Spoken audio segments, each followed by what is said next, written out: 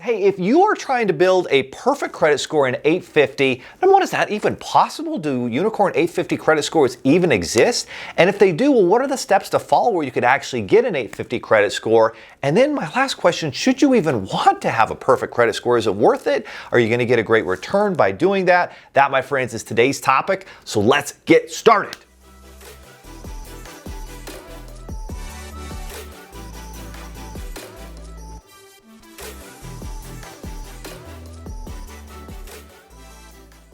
All right, my friends, so if you're loving these videos that are helping to empower you with money, finance, credit, all the things you weren't taught in school and college but really should have been, that's our mission. How can we empower you, get you the mindset and the information so you can make great decisions to grow your business when it comes to money, finance, and credit? So that said, let's get started here with a little bit of background. So here's my experience when it comes to credit. In my 20s, I started my first business and I needed to use my credit to secure creative financing. I got $40,000 within a couple years' time, my first seven figures business at age 25. And then the 08-09 recession came and I had made mistakes. I didn't reach out to mentors, didn't read the right books. Credit took a tumble, rebuilt it again in my mid 30s to, a 750 plus. It's been perfect for nearly the last decade, and it's opened so many doors to build wealth and be a successful entrepreneur. So that, my friends, is really the foundation for why you want to and need to have good credit. Are there exceptions to the rule? Absolutely. There's an entrepreneur or two that have, started a business, did it, they had terrible credit, weren't able to use it to finance a business. But for the majority of us, the roadmap to success is definitely much easier if you have good credit. If you don't right now, well, let's go over the steps that it takes to get there. So there are 5 steps actually to building a perfect credit score, an 850 FICO score.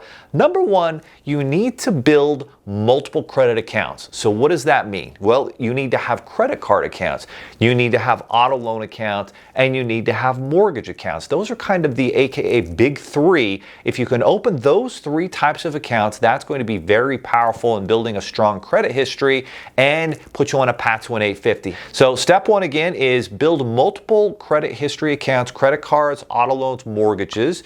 You probably want to avoid and pay off student loans as fast as possible. Those don't help you build credit. All right, so that's step 1. Step 2 is you want to set up auto pay with all of your payments that are on credit, right? Again, the big 3, the credit cards, the auto loans, the mortgages, maybe you have some personal loans and some student loans. Guys, these have to be on auto pay. The technology's there. Now, I've been in a situation where, I'm a little tight on cash, and so I got most everything on auto pay, but my big payments, like maybe my mortgage, rent, other things, maybe I don't have those on auto pay or an auto loan, and maybe I'm being very careful to make the payment within 5 to 10 days of the due date. As long as you're not 30 days late, it will never impact your credit. And if you are having a weekly money date to review all of your accounts on credit, make sure they're on time. That's very important. If you're using the myfigures.com money manager to do that, that's a great resource to help make sure that you're on top of your business and personal expenses with auto pay. So payment history, very important there. That's step number 2. Step number 3 is you have to manage revolving credit card accounts and unsecured or no collateral lines of credit very well. Now, if you need to max those out to grow your business, that's understandable. You can do that temporarily, but when you're looking to get financing, when you're looking to acquire more capital, you have to pay your credit cards down. That's a big part of your credit score. If you want to have an 850, you really need to have your credit card usage probably at around 5 or 10% of the limit or less. So if you have a $10,000 card limit, you want to have that balance somewhere in the neighborhood of $1,000 or less. Now, if you're just trying to be able to qualify for financing, you're going to need probably a 720, a 740 credit score, at least a 680. And so if you keep the utilization there around 30%, a $3,000 balance on a $10,000 card, that will be very helpful. Next, new accounts and inquiries. You want to very strategically add those. When you go apply for funding and financing, do it only once a year or only once in a while so you keep your new accounts and inquiries low. but you strategically use them when you need to access money. That's step number 4 to perfect credit. And step number 5, and this one's going to surprise a lot of people. And sometimes, we'll hear Dave Ramsey, cut your credit cards up, don't use them. That's fine, but please keep them open. Average age of accounts is very important in keeping that high credit score. And so that's why grandpa and grandma often have a really high credit score, because they have a credit card that they opened back in 1980, and that is really having a positive impact on their credit. So at the end of the day, let's go back to those 3 original questions that we had when it comes to credit. Do 850 perfect credit scores exist? Yes, they do. What are the steps to follow? We just went over the 5 steps to have that 850 credit score, but the most important one is, should you even want a perfect credit score? I would say to you, no.